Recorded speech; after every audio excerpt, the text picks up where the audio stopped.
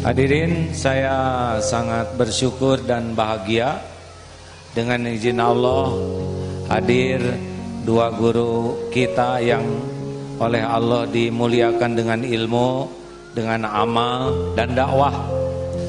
Ini tidak seperti tablik akbar, ini kita ngobrol aja. Ya, saya tahu Ustaz capek sekali, apalagi sudah berkuda barusan. Ya. Sementara ini tenang. Bagaimana pengalaman berkuda barusan? Sejujurnya susah diungkapkan dengan kata-kata. Kenapa? Campur antara senang bisa berada di tengah Tuan Guru Bajang, juga ada rasa cemas, takut kuda itu mengamuk. Jadi rasa yang campur aduk itu hanya bisa ditenangkan dengan banyak-banyak bersolawat. Masya Allah. Maka mulut saya tidak berhenti. Allahumma sholli ala Muhammad. Ya, saya lihat tadi terus komat kami itu sholawat ya. Ya Allah, tolong selamatkan aku di sekali ini. Masya Allah, maaf Ustaz, nggak apa-apa diajak begitu. Saya senang sekali. Terus terang, ini pengalaman luar biasa. Sebelumnya saya naik ke atas kuda hanya untuk foto update status aja. Oh. Tapi hari ini Masya Allah berkesan.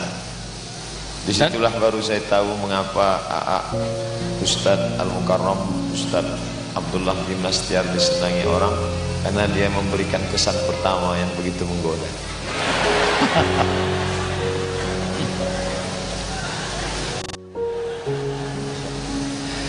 Alhamdulillah. Bagaimana rasanya lihat pesantren ini sejujurnya? Coba. Pertama, kita merasakan pertemuan antara dua, masa lalu dan masa depan. Masa lalu hijau, tanam-tanaman yang menyenangkan suasananya. Kemudian masa depan, gedung-gedungnya, kemudian prestasi anak-anaknya. Jadi ketika kita berada di sini, saya merasakan kira-kira anak-anak Indonesia yang akan jadi pemimpin masa depan mesti mengenyam pendidikan seperti yang buat saya. Enak sejuk begini Ustaz? Enak, tapi karena hati masih belum tenang agak. Tenang Ustaz. Nah, ya aduh, tenang. Memang saya lihat beliau tuh jadi putih tadi wajahnya. Yang menenangkan saya ketika melihat ke sebelah sedang doktor aja takut, apalagi LCMA. Nggak ada hitungan dokter kalau di situ udah. Nggak ada, yang pucet aja dua-duanya. Karena sebagai moderator boleh nanya sesukanya. Ustaz, gimana rasanya jadi orang terkenal kan? Nanti yang ini ada lagi Ustaz ya. Orang yang sudah lama terkenal tidak boleh bertanya kepada yang baru terkenal.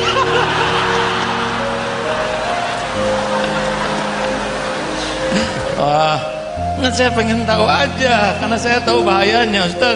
Baik.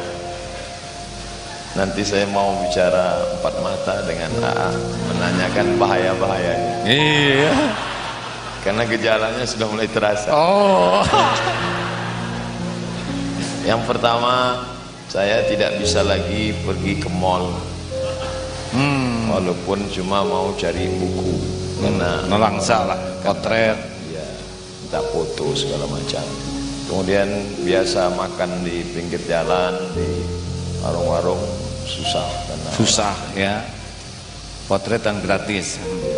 kemudian ketika banyak orang-orang yang tidak pakai jilbab, tidak menutup aurat, minta foto. Satu sisi kita ingin mendakwahi, tapi di sisi lain bila itu diupload seolah-olah perbuatan kita itu pembenaran terhadap yang itu umat. Jadi saya berharap mendoakan saya supaya lulus ujian. Ya. Saya kami mendoakan terus. Karena saya yakin Allah takdirkan Ustadz begini pasti ada hikmahnya. Salah satu tanggung jawab kita adalah mendoakan para ulama. Ya. Terus apa lagi Ustadz? Ini kan di kesini dikawal. Kamu lihat tadi saya lihat bodyguardnya juga besar-besar. Gimana tuh? Itu mereka sebenarnya bukan suudzon bahwa Eko Darut Tauhid tidak aman. Itu hanya sekedar langkah antisipasi menghadapi mak-mak garis keras.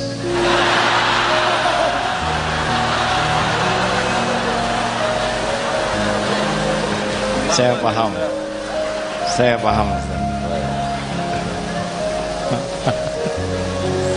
Saya senang sekali bisa berjumpa, bisa bersilaturahim. Saya katakan inni uhibbukum fillah. Aku cinta kepada Agim karena Allah. Mudah-mudahan beliau bisa meluruskan kalau saya salah, menganggap saya sebagai muridnya, dan bisa bersama di tempat yang lebih kekal dan abadi bersama Nabi Muhammad SAW. Saya juga berharap, karena pas dulu AA mulai diujinya juga umur 40 kan. Ya mulai kayak ginian gitu ya, 40 kan. Sana sini dijemput helikopter ya gitulah. Sampai Darut Tauhid kan, Darut itu babak pertamanya Tauhid Ustaz. Bagus Tauhid itu ya. Sampai tahun dari 90 98 kita anteng aja, tidak banyak hiruk pikuk media. Tahun 98 mulai masuk TV, 99 mulai banyak, 2000 booming tuh pada waktu ceramah di Istiqlal. Wah, orang-orang tahu Agim itu tiap TV gitu. Darut Tauhid rontok Pak, jadi Darut duit. Wah, saya sibuk sekali, nggak sempat ke orang tua, nggak sempat ngurus anak, nggak sempat ngurus santri, sibuk pagi siang malam dakwah sana sini, TV sana sini. Zaman dulu belum ada medsos ya. Nah, itu benar-benar membuat hidup saya jadi tidak normal. Tauhidnya hilang, berkurang. Kata orang sukses, padahal itulah saat terburuk dalam hidup saya. Alhamdulillah 2006 akhir heboh. Saya tidak ngajarin Ustaz ya. Tiap orang punya garis masing-masing ya. Tenang Ustaz, tenang, semuanya tenang. Lalu mulailah babak ketiga, namanya babak belur. Nah, saya berharap Ustaz mah nggak usah babak belur begitu. Tapi enak dihina tuh Ustaz. Ya. Kalau sadar ya. Nah, itu pengalaman, nanti diceritain yang lebih lanjut ya. Kita bahas 3 mata ya. Mata satu siapa lagi Pak Ustaz? Terima kasih Ustaz. Jazakumullah khair. Karena sudah ini bakal berat, ceramahnya jadi ringan. Baik. Lanjut, boleh? Masih ada waktu Ustaz? Masih harus ada waktu. Masih ya. Ustaz, selama berdakwah ini, apa kira-kira masalah yang paling Ustadz lihat di kalangan umat Islam saja? Apa masalah yang paling pokok yang harus secara bertahap kita atasi bersama? Yang pertama, umat dimanapun tempat masih selalu disibukkan dengan khilafiyah. Satu, masih terlalu banyak sibuk dengan khilafiyah. Akibatnya apa? Akibatnya susah kita untuk mencapai target perbaikan-perbaikan ekonomi, politik, pendidikan, karena jalan di tempat hanya membahas itu ke itu saja. Jadi Ustadz melihat, sebetulnya kita juga lihat ya, masalah khilafiyah ini masih terlalu fokus dan menguras potensi umat ya, pikiran, waktu, tenaga, sehingga tidak bisa meningkat untuk menyelesaikan masalah-masalah lain, ekonomi, politik dan sebagainya, karena nggak ada waktu lagi, ada habis energi. Habis ya. Satu itu, nanti saya akan minta solusinya. Dua, yang kedua, ketika sebagian kawan-kawan sudah hijrah lalu membuat komunitas, di antara sesama komunitas ini juga terjadi saling sikut. Oh, dua, ternyata ketika sudah berubah membentuk kelompok komunitas, mereka kurang bersinergi, malah saling menyikut, malah saling menjegal kawan seiring, menggunting dalam lipatan, menikam dari belakang, musuh dalam selimut. Wah, gitu ya. Coba diulangi Ustaz, udah seru. Menggunting lipatan apa tadi? Menggunting dalam lipatan, menjegal kawan seiring, menikam dari belakang, musuh dalam selimut. Masya Allah, innalillahi. Itu bagi yang sudah hijrah, yang awam sibuk dengan khilafiyah, yang sudah mulai ada ilmunya, sibuk saling menyikut, begitu. Ada yang begitu ya? Ada. Baik. Yang belum, terus ada lagi Ustaz? Kemudian saya batasi pada 3 masalah terbesar. Yang ketiga, sebagian kita selalu menganggap kitalah yang membuat ini menjadi berhasil, sehingga kita tidak melihat keberhasilan orang adalah keberhasilan kita sebagai sebuah umat.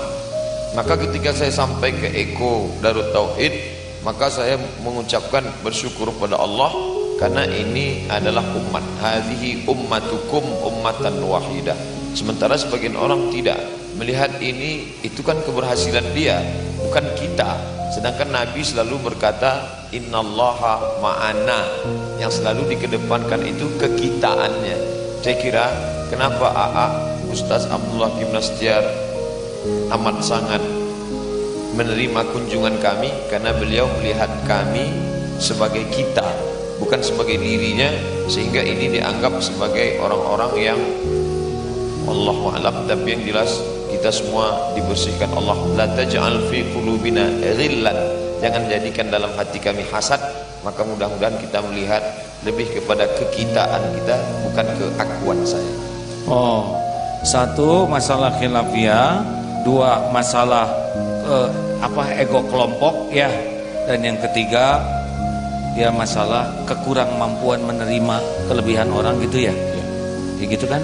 Nah, tentang masalah khilafiyah, solusinya bagaimana? Saya selalu menyampaikan agar pengajian mulailah bersilabus dan berkurikulum. Bersilabus dan berkurikulum. Senin malam Selasa fikih, Selasa malam Rabu akidah, Rabu malam Kamis tafsir, Kamis malam Jumat hadis, Jumat malam Sabtu akhlak, Sabtu malam Ahad tabligh akbar.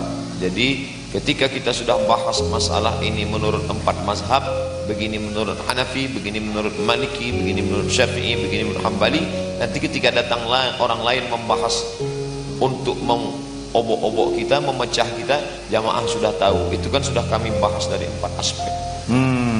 Jadi masalah khilafiyah ini mungkin karena ceramahnya kurang terstruktur gitu Ustaz ya. Dengar tablik, tapi beda kalau pakai silabus, begitu ya. Insyaallah. Baik. Tuh begitu hadirin. Tahu silabus apa? Siapa coba silabus? Yang kedua, bagaimana nih, kita kan susah menyuruh kelompok orang lain untuk bisa tidak sikut-sikutan. Solusinya gimana kira-kira? Menjinakkan buaya itu insya Allah mudah, tapi yang susah itu adalah mengumpulkan pawang-pawang buaya. Oh, ada bingung saya. Maksudnya gimana Ustaz? Insya Allah masyarakat kita, umat kita itu akan melihat ketika duduk bersama, maka jamaahnya Ustadz Somad, jamaahnya Tuan Guru Bajang, jamaahnya Ustadz Kiai Haji Abdullah Gimastiar melihat kebersamaan ini. Oh, ternyata guru-guru kita walaupun ada sedikit perbedaan dalam beberapa masalah, ternyata bisa bersama. Oh, jadi solusinya mungkin para pimpinannya sering silaturahim begini ya? Lebih memperbanyak piknik. Itulah sebabnya tadi saya ngajak naik kuda ya. Alhamdulillah. Jadi yang selama ini terlalu tegang, datang kemari naik kuda, insya Allah semakin tegang. Astagfirullah. Tenang ya. Kolam masalahnya ya. Ya. Semakin tegang, tapi sesudah itu kan bahagia ya kan? Masya Allah. Gini Ustadz, kalau nggak pakai ketegangan, bahagia itu kurang ternikmati. Ya. Betul. Saya lihat tadi Ustadz turun dari kuda tuh, begitulah. Masya Allah, kesyukuran yang luar biasa. Masya Allah. Yang ketiga, gimana tuh? Jadi supaya menghilangkan sikut-sikutan, ayo berinisiatif aja silaturahim. Ngomong-ngomong Ustadz, kenapa mau silaturahim ke sini? Katanya karena saya pengagum Pak Ani. Oh, bolak-balik. Dulu ketika berangkat ke Mesir 1998, pernah satu hari itu kami menonton 10 televisi swasta di jam yang sama, semuanya agib. Alhamdulillah hari ini dipertemukan Allah Subhanahu wa taala. Begitu. Ternyata begini rasanya ketemu idola. Oh, justru saya yang banyak belajar. Kalau mau tidur buka YouTube Abdul Somad. Pengen tahu nih seperti apa ilmunya, kok banyak benar. Alhamdulillah. Makanya kalau ceramah, saudara jangan banyak nanya kepada saya. Tanyalah ke Ustaz Abdul Somad atau Ustaz Adi Hidayat ya. Kalau Ustaz Adi Hidayat kan lebih mantap lagi. Ini Quran, ini ayat ini adanya di bagian atas. Saya juga bisa. Ini Quran disimpan di rak yang paling atas. Ya, maklumlah. Yang terakhir, bagaimana itu supaya kita bisa merasakan kekitaan? Mengalahkan kuda berat, mengalahkan diri sendiri jauh lebih berat. Karena pergolakan batin, disitulah nampak kuasa Allah. Mungkin kita lulus diuji dengan sodakoh, lulus diuji dengan sholat malam, tapi ketika diuji dengan melihat kelebihan orang, kenapa dia doktor, kenapa dia gubernur, kenapa dia calon presiden, kemudian melihat kelebihan orang, kenapa dia punya pesantren 2, kenapa dia punya kuda 2. Disitulah kita mesti ikut senang melihat kesenangan orang lain. Hari ini saya mesti berusaha, saya ikut senang melihat kesenangan guru-guru saya. Alhamdulillah. Jadi saya terinspirasi oleh ini Ustaz ya. Saya sadar betul bahwa ilmu saya sangat sedikit. Ada yang hadis ini Ustaz, yang Rasulullah suatu saat memberitahu akan ada seorang masuk ahli sorga. Itu kan datang seorang yang janggutnya basah membawa terompah. Sampai 3 kali Rasulullah SAW bersabda demikian. Lalu seorang sahabat Abdullah bin Amr bin As kalau tidak salah ya, mendatangi orang tersebut. Sahabatku, saya ada masalah dengan bapak saya, izinkan saya tidur di rumahmu. Oh silahkan. 3 malam tidur di rumahnya sambil menyelidiki amal apa ini yang menyebabkan masih hidup disebut ahli sorga. Sesudah dilihat kan tidak ada amal spesial, biasa-biasa aja. Sahabat, sebetulnya saya mendengar Rasulullah berkata tentang kau begini, begini, begini. Tapi sesudah saya lihat tiada yang istimewa. Lalu jawaban orang itu bagaimana? Ya seperti yang saudara lihat, saya begini adanya. Oh begini. Pas mau pulang, berkatalah, ada satu yang tidak ada pada diri saya. Saya tidak mendengki dengan nikmat yang Allah berikan kepada orang lain. Masya Allah. Dengan rahasia itu, amalan standar bisa jadi ahli surga. Nah sekarang kita banyak ilmu, kita dakwah, kita bangun pesantren, tapi hati dengki. Sedangkan dengki itu SMS. Syusyah melihat orang senang, senang melihat orang syusyah. Shin dan satu. Orang naik pangkat, kita naik tensi. Nah hadirin, jadi rahasia yang paling penting supaya enggak dengki, tahu tidak? Mau tahu tidak? Ambil keputusan, kalau ada apa-apa jangan suka bengong begitu. Mau tahu tidak? Nah, rahasianya begini. Jangankan satu komplek, jangankan satu kampung, seibu sebapak saja Allah beda-bedakan takdirnya. Kenapa kita tidak ikut senang? Saya senang melihat Ustaz Abdul Somad muda berilmu, saya dapat ilmu. Saya senang lihat beliau TGB, Ustaz TGB jadi gubernur dengan segenap Allah berikan prestasinya. Wow, saya suka lihat dengan teman-teman yang diberi nikmat oleh Allah, karena itu pasti karunia Allah buat kita juga. Kalau kita sudah dengki, macet itu, dan gak ada gunanya dengki itu, hanya membuat kita dilaknat Allah. Orang dengki itu orang yang benci dengan perbuatan Allah. Allah ngebagikan nikmat kepada siapa yang dia kehendaki. Apa urusan kita pakai dengki? Saya bagian bertanya, maaf ya.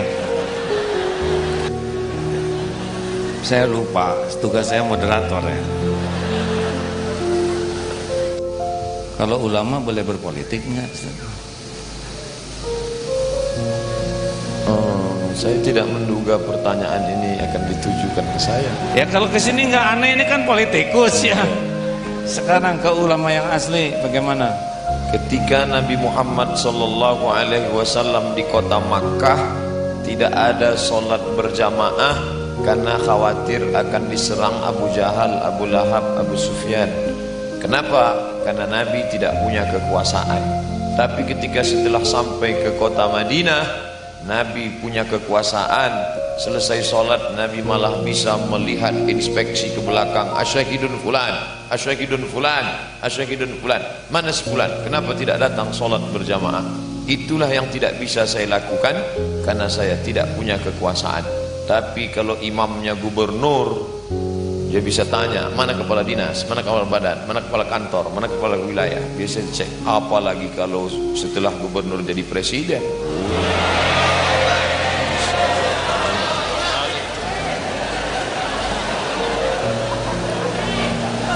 Saya sebagai moderator harus netral, hadirin, hanya mengalih-alihkan pertanyaan yang mengarah, ya.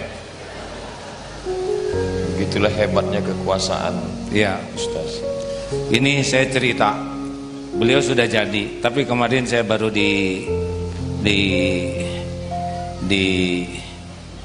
digosipin saja. Tidak gampang ternyata, Ustaz. Agim calon gubernur Jawa Barat. Rapat. Para relawan ngumpul. Tuh seperti yang itu tuh. Apa? UAS, tim. Sahabat UAS. Tuh ada tuh rapat. Mual, Pak. Mual. Ya. Rapat sampai jam 12 malam. Relawan. Pusing saya, ini teh belum juga daftar udah mual. Yang kedua yang paling berat buat saya, Pak, sesudah rapat-rapat terus saya harus menjalin silaturahim, saya harus ceramah ke sana sini demi supaya orang tahu saya, supaya orang milih saya. Cilaka, saya nggak ada pahalanya ya. Wah, gawat nih, saya nggak sanggup hidup begini. Yang ketiga, suka ngobrolin orang lain. Kandidat itu begini, ini kan saya bisa gibah. Taluk aja. Ampun, gak kuat saya sih. Pasti bukan makom saya. Ada makom orang yang lebih tangguh, yang bisa menjalani ini tanpa kotor hati. Itu pasti seorang ulama. Gitu. Udahlah hadirin, ngerti aja, nggak usah tepuk tangan. Ya. Baik, pertanyaan selanjutnya lebih berat. Siap menanggungnya? Ustaz, ekonomi umat. Kenapa ngoyondon begini? Kenapa ngoyondon itu bahasa Sunda ya, jadi berat gitu kalau mau jalan seperti anak kecil yang apa morot.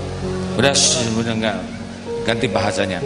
Kenapa ekonomi umat menurut analisa Ustadz sebagai seorang ulama kok tertinggal? Kita lebih bangga beli ke orang lain daripada ke produk umat sendiri. Kalau ke mall nggak berani nawar, ke tukang sayur sampai stroke tukang sayurnya ditawar habis-habisan. Kenapa kira-kira Ustaz?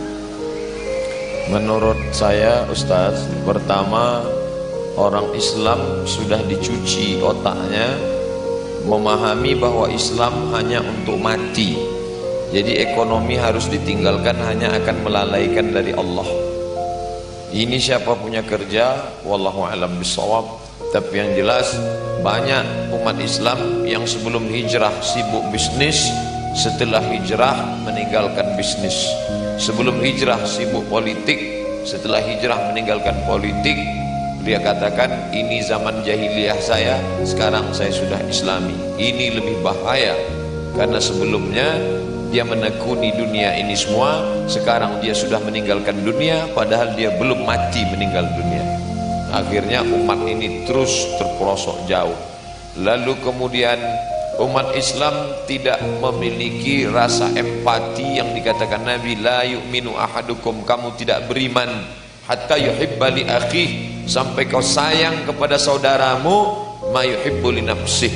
Ketika engkau membeli, sesungguhnya engkau sedang menolong saudaramu, tukang jual ikan, tukang jual sayur. Engkau bukan menghidupi pengusaha besar untuk liburan ke Hawaii, tapi engkau sedang memberikan dia makanan supaya anaknya bisa sekolah daripada dia mengemis. Alhamdulillah, ketika ekonomi umat ini sedang down, perhatian umat tidak konsen ke ekonomi, dihadirkan Allah tokoh-tokoh muda, diantaranya Ustadz Ipo Santosa yang ada bersama kita. Bukunya luar biasa, Pengusaha Muda Muslim. Saya hanya tahu beberapa dalil-dalil yang sangat minim, tapi yang mempraktekkannya langsung, diantaranya juga Al-Mukarram Ustadz Abdullah Gimnastiar, tidak hanya di bidang dakwah tapi juga bisnis. Maka siapa saja bisa menggali pengetahuan itu. Kalau ini kita kembangkan, insya Allah umat ini akan bangkit. Kalau sudah ekonomi umat bangkit, insya Allah money politik bisa dihindarkan, politisi busuk tidak akan bangkit, dan ke depan muncullah pemimpin muslim yang dipilih oleh seorang muslim yang independen, insya Allah. Jadi gimana sekarang, harus belanja ke siapa nih? Saya ketika ngajak sholat tarawih, orang tidak marah. Ketika viral video tentang marilah kita sholat berjamaah, orang tidak marah. Tapi ketika keluar video pendek, mari belanja ke warung muslim, disitulah baru keluar tuduhan, ini anti kebinekaan, ini radikal, ini anti minoritas, ini orang tidak layak hidup di NKRI. Kenapa? Ada yang ekonominya terusik. Tapi saya tidak peduli, saya tetap deklarasikan, belanja ke warung muslim, hidupi usaha-usaha muslim. Yang punya tanah, buatlah Kita Mart, 212 Mart. Bagi yang mau buat nama lain bisa MKMart, MKMart, Somart, TGB Mart.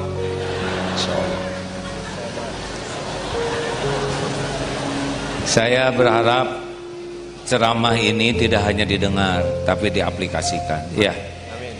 Kepada yang tidak beragama Islam juga tidak usah terusik dan tetap kebagian. Ya. Kita belanja ke toko ini, dia tokonya belinya ke sana, ya. Benar kan? Benar, memang begitu. Jadi tidak usah merasa terusik, karena kalau ketimpangan ini semakin besar, sebetulnya membahayakan mereka sendiri. Kalau misalkan pihak-pihak tertentu yang tidak berakidah Islam terus membangun dirinya lebih besar dan menjadikan umat Islam termarginalisasi, ya, makin itu akan menanamkan benih-benih perpecahan, benih-benih kebencian. Yang benar itu mau berbagi bersama, ya. Begitu kan? Baik. Terima kasih Ustaz. Terakhir, ini pertanyaan penting. Saya bingung dengan istilah radikal. Bagaimana pengamatan penelitian Om Somad, ya? Ustaz Somad, ya, Habib Somad.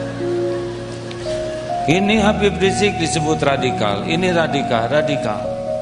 Gimana analisanya? Kenapa ada istilah radikal dan sebagainya? Dulu zaman Buya Hamka pernah mengamuk karena dituduh komando jihad. Ustadz ditangkap, lalu Buya Hamka datang memukul meja dengan keras.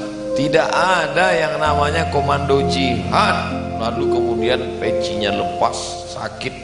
Tak lama setelah itu beliau meninggal. Saya baca dari sejarah itu bahwa fitnah kepada ulama ini bukan cerita baru. Dulu namanya komando jihad. Orang ceramah nahi mungkar lalu dituduh komando jihad. Kemudian berubah menjadi teroris. Setelah itu berubah lagi menjadi radikal. Kalau ustadz yang suaranya menggelegar dituduh radikal, boleh jadi ada pembenaran walaupun tidak benar. Tapi saya dituduh radikal, itu radikalnya mana? Apanya yang radikal? Maka selalu ketika memang ada yang nyangka radikal Ustaz Rusman? Ada diisukan di internet radikal. Oh gitu, nggak usah dibaca ya. Saya nggak baca tapi dikirim jamaah. Solusinya bagaimana sekarang supaya istilah itu tidak pada tempatnya? Mungkin ada yang radikal, ya, yang radikal betulan, ada yang diradikal-radikalkan. Apa sarannya bagi para ustadznya, juga bagi yang menuduhnya? Saya kira ustadz kita harus balance, menilai, seimbang. Yang satu mengatakan terlalu takut dengan Islam. Seolah-olah kalau nanti orang Islam berkuasa, fanatik, lalu yang non-muslim akan dibantai, bunuh, dihabisi, maka muncullah yang disebut dengan Islamophobia, takut terhadap Islam. Sedangkan yang satu kelompok lagi pula terlalu takut dengan nasionalisme sehingga menjadi Indonesia phobia. Kedua kelompok ini ada. Maka kita mesti paham, negeri ini didirikan oleh para ulama. Makanya ketika kita bicara Pancasila, nilai-nilai Islam ada dalam sila-sila itu. Keadilan, ketuhanan yang Maha Esa, persatuan Indonesia, kemudian musyawarah. Itu nilai-nilai Al-Quran dan Sunnah yang diformulasikan, yang dibuat oleh para ulama. Makanya di pembukaan Undang-Undang Dasar itu atas berkat rahmat Allah yang Maha Kuasa. Maka ketika orang berteriak Allahu Akbar, dia tidak anti Indonesia. Dan ketika orang berteriak Pancasila, dia tidak anti la ilaha illallah. Maka jalan tengah, wa kadzalika ja'alnakum ummatan wasata, bahwa engkau saudaraku satu keyakinan, ya la ilaha illallah. Tapi engkau tetanggaku yang non-muslim, teman sekantorku yang tidak seakidah, kau mungkin bukan temanku satu keyakinan, tapi engkau tetaplah saudaraku dalam satu kebangsaan. Islam mengajarkan ukhuwah Islamiyah, tapi ada juga ukhuwah wataniyah, persaudaraan satu negeri. Ada juga ukhuwah insaniyah, sama-sama manusia. Dan ketika Nabi Muhammad sallallahu alaihi wasallam mengajarkan, satarijuna rijalan fis sawami, nanti kalian akan menemukan para pendeta di gereja, la ta'ridu lahum, jangan ganggu pendeta, la taqtulu sabiyan murdi'a, jangan bunuh anak kecil yang masih menyusui, wala syaikhan faniya, jangan bunuh orang tua renta, la taqtulunna syajaratan, jangan potong pokok kayu, wala ta'qiranna nakhlan, jangan cabut pohon korma, wala tahdimu buyutan, jangan hancurkan rumah. Ketika ini kita jelaskan ke khalayak umum, nanti yang berteriak-teriak radikal, teroris akan ditertawakan sendiri, karena sesungguhnya dia hanya menceritakan tentang sesuatu yang tidak ada. Mungkin sederhananya begitu, Ustaz. Ini teh ngerti enggak hadirin? Jadi jangan kepancing, tapi semua pihak juga harus evaluasi, ya. Kita nuntut kamu jangan menuduh radikal, mungkin cara menjelaskan kitanya yang membuat orang yang berpihak jadi curiga. Gimana, Ustadz? Masih di sini sampai jam berapa? Panitia? Asal tidak naik kuda lagi. Tidak. Kudanya udah juga, kuda stres ya. Jadi sebetulnya gini Ustadz, kenapa sih harus memelihara kuda? Kan kita juga bisa memelihara kucing. Bedanya kita tidak bisa naik kucing, Ustaz. Baik. Nah, saya mau cerita sedikit pengalaman. Kan kalau minimum daripada banyak, tapi ada satu pengalaman. Jadi gini, Ustaz. Ini kan ini penting. Ya, siapa tahu ini jadi renungan. Suatu saat saya diuji dengan popularitas, penghargaan, ya seperti yang sudah kenal. Yang saya rasakan, saya tidak lulus lagi. Ikut menikmati popularitas, kekaguman orang. Ceramah mungkin ada yang suka, ya. Tapi kalau kan tahu siapa. Nah, sampailah kalau menguji, alhamdulillah dengan sesuatu yang halal. Alhamdulillah itu dihina, dicaci, dimaki, dibully. 3 tahun pertama tuh masih setiap hari yang tadinya menghormati media tuh berbalik, diburu seperti memburu apa, sampai ke kolong-kolong mobil. Semua buru berita karena jadi iklan. Ekonomi berkembang.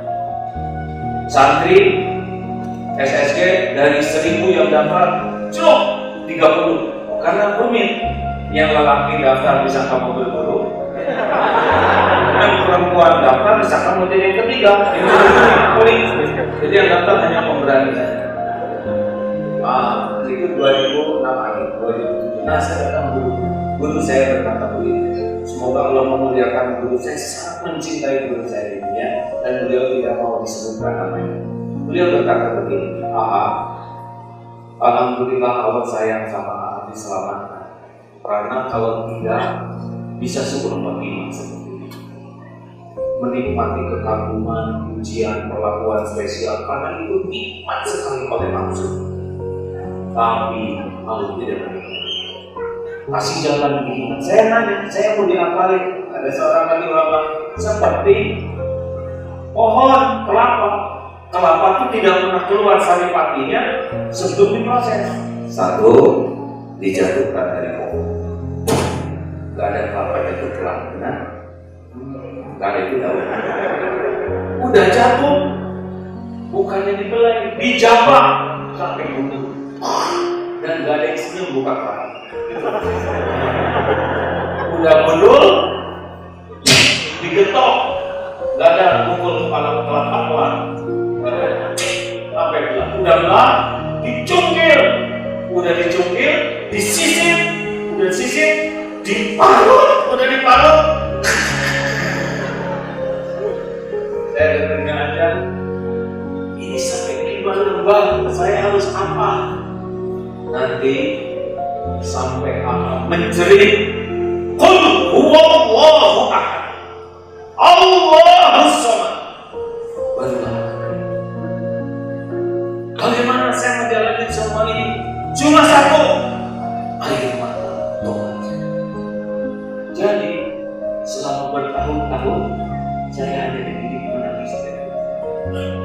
Tangisi dosa dari mulai balik, dari mulai dicatat dosa. Jadi pekerjaan ini saya. Lalu mau diapain? Semua Tuhan akan diambil. Akan menuhankan popularitas akan diambil. Benar, dibalik dari yang puji jadi janji. Menuhankan kekaguman ibu-ibu, lihat dibalik hati ibu. Yang tadinya antri di potret, dirobek potretnya.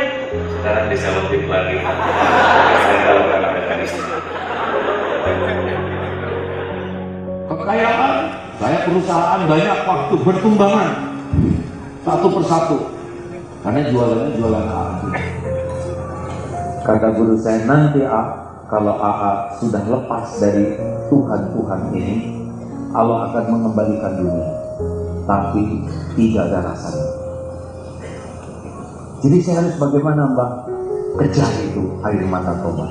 Jadi saya ditegurnya tuh Mbak, kalau nggak menangis, mana suara termerdu AA katanya gitu, suara terbetul tangisan karena ujub, ria, merasa spesial. Wah, di pelakon mereka sedang mengerai dengarannya sama sini helikopter terbang, wah awal kiri dan sebagainya. Itu naik di sini tuh, hadirin, kaki jadi nggak napak dan nurunin napaknya kaki ke dunia harus dicaci bertahun-tahun. Mungkin gimana ngilangin harta? Kalau ngilangin hartanya, alhamdulillah saya berterima kasih kepada Ustaz Yusuf Mansur. Beliau datang ceramah di Darul Tauhid. Berikan yang paling dicintai. Punya apa? Saya ada rumah yang paling ada di kota. Ini ada yang paling mahal, ya sedekahkan. Habis rumah, tanah ada di sana. Wakafkan. Mobil, tabungan. 2 hari langsung habis. Alhamdulillah. Keringan, sudah tidak punya sandaran. Dulu tinggal kering. Dulu para pejabat datang sama ya. Calon presiden datang. Udah itu gak ada yang datang. Takut bisa nggak mau kursusnya. Telepon gak diangkat, SMS gak dibalas, betul-betul. Nah, barulah saya tahu siapa teman-teman sejati. Seperti kata Ali bin Abi Thalib, ya. Wah, Ali, engkau banyak sahabatnya. Oh, saya tidak tahu. Nanti kalau dunia tidak ada pada saya, baru saya tahu. Barulah saya tahu teman-teman saya itu ketika dihina, dicaci. Sekarang oleh Allah sudah dibalikin lagi. Lebih daripada dulu. Tidak terbayang bisa membangun masjid, pesantren, santri nggak kebayang, dan obatnya cuma satu. Sekarang diajarin satu lagi oleh guru saya, yaitu syukur. Jadi sekarang mah syukur, syukur, tobat, syukur, tobat, syukur. Nggak usah banyak keinginan. Ini bukan ngajarin Ustaz ya, tapi dipuji, dikagumi, dihormati itu jauh lebih bahaya daripada dicaci. Kenapa? Karena nafsu sangat menyukainya. Bahaya terbesar kalau orang dipuji, dikagumi, maaf, dia akan menikmati casing daripada isi. Bahaya terbesar orang yang dipuji, dikagumi adalah, punten ya, dia tidak punya kemampuan untuk jujur melihat siapa dirinya, karena sudah terperangkap oleh penghormatan orang lain. Seakan-akan udah jadi terhormat, udah jadi mulia, padahal orang lain menghormati kita karena Allah nutupin aib, nutupin dosa, nutupin maksiat. Allah tahu lirikan mata kita, jinah mata, jinah pikiran. Allah tahu semua yang tersembunyi. Allah tahu sholat kita tidak berkualitas, tapi orang menghormati kita. Apalagi kalau sampai kentut, bau, lalu orang-orang memuji, harum, harum, harum. Kita jadi merasa kentut kita harum. Itu paling bodoh, padahal hidungnya menyatakan belerang. Saya percaya ini tidak akan terjadi kepada kedua ustadz ini, tapi itu pernah terjadi pada diri saya ya. Saya tidak ingin ada orang yang diuji dengan popularitas dan sebagainya dunia, lalu mengalami apa yang buruk yang pernah saya jalani, yaitu lupa kepada ini semua adalah casing saja dari Allah. Itulah doa Ustaz ya. Nasihat terakhir sebelum meninggalkan acara yang fana ini. Ustaz juga siap-siap. Yang pertama, tetaplah minta nasihat. Siapapun orang yang saya jumpai kemarin dengan Habib Ahmad Al-Kaf, minta nasihat. Hari ini dengan Tuan Guru Bajang, minta nasihat. Berjumpa dengan A'agim Al-Mukarram Al-Ustaz Abdullah Gimnastiar, tetap minta nasihat. Karena ada saatnya nanti nasihat tak lagi berguna, dan ketika harta yang dia berikan habis, tapi ketika nasihat inilah yang menyelamatkan kita dan membuat kita akan tetap bersama dalam keadaan senang dan susah. Ketika pertama kali ketemu jumpa dengan AA setahun yang lalu di Masjid Trans TV, saya bersalaman. Ketika saya salaman, ketika itu Agim mengatakan, doakan saya. Padahal bertemu pertama kali. Kata itu selalu saya pakai setiap kali ketemu dengan jamaah. Ustaz, doakan kami. Ingat, saya sebut doakan saya. Pendek, pertemuan sederhana, tapi sampai setahun ini tetap saya amalkan bahwa sebenarnya kita menumpang dari doa orang lain. Maka hubungan kami tak pernah putus, walaupun setahun ini tidak bertemu, tapi kami tetap saling mendoakan. Begitu juga dengan jamaah. Tetaplah minta nasihat, tetaplah minta doa, karena kita tidak tahu entah dari mulut yang mana doa itu dikabulkan Allah Subhanahu wa ta'ala. Mungkin itu. Masya Allah. Sahabat-sahabat sekalian, pesan beliau, teruslah meminta nasihat dan teruslah minta doa. Saat yang sama, dalam ketersembunyian kita nih sebagai umat, doakan para ulama ya. Sembunyi-sembunyi dan minta khusus, ya Allah, selamatkan guru-guru saya, selamatkan para pemimpin saya. Sing khusyuk demi Allah, tidak ada yang tidak didengar oleh Allah. Wa asiru qaulakum awijharu bih innahu alimum bidatis sudur. Karena berat, posisi seperti ini berat hadirin. Setan itu mati-matian dengan segala akal untuk membuat kami tergelincir. Hanya orang-orang yang sangat peka yang bisa membaca ini tipu daya setan. Kalau tidak, ini posisi yang membahayakan. Setan yang menggoda kita-kita ini bukan setan-setan biasa yang pakai dalil juga, yang pakai Al-Quran, yang pakai hadis, tapi untuk menggelincirkan niat, menggelincirkan cara. Boleh saya beri penutup dari saya sendiri? Ada hadis sahih, siapa yang duluan dihisab? Yang duluan dihisab adalah orang yang merasa mati syahid.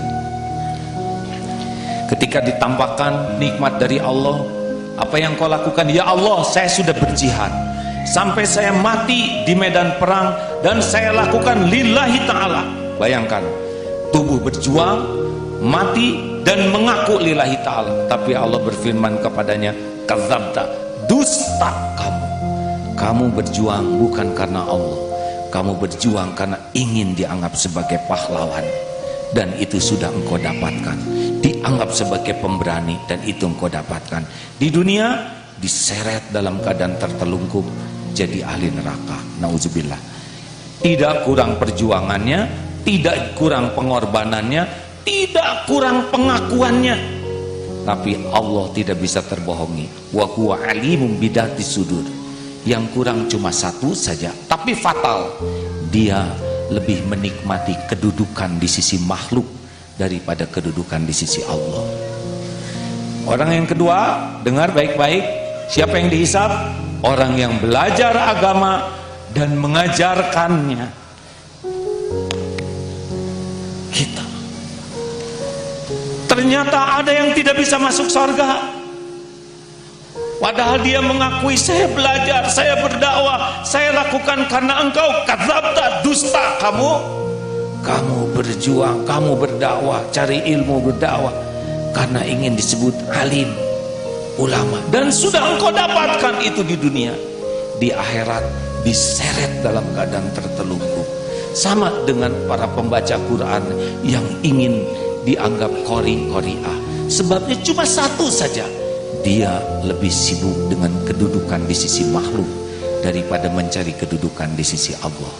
Halus sekali hadirin, halus sekali. Kuncinya adalah menuhankan pujian, penilaian, kedudukan.